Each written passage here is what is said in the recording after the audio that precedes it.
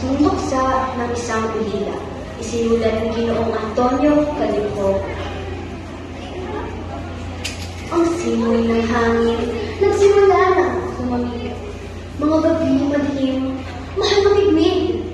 Sa buong magdamag, ako'y dito at balisa. Dito sa aking mundo ng ulila. Si Inay ay maagang tumisan. Nagpaalam dahil sa kahirapan, sakit niya'y di nalunasan.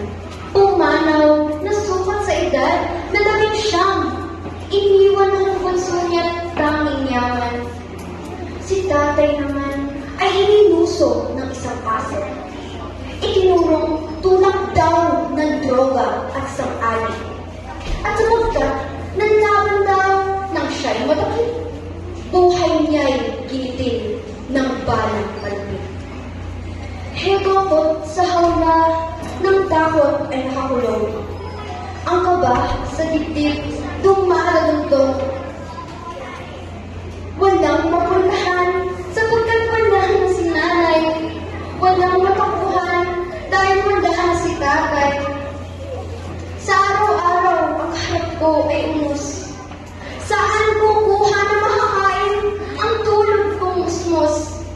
Sa walang tigil ng pagpapalimos o sa mapagpalang kamay ng Diyos? Ngayong magpapasko, dapat sana'y masaya. Ngunit saan pupulutin ang aking umaga? Maghapong nagkakansal ng mga basura sa paghahanap ng manis na ulam at kanin tira.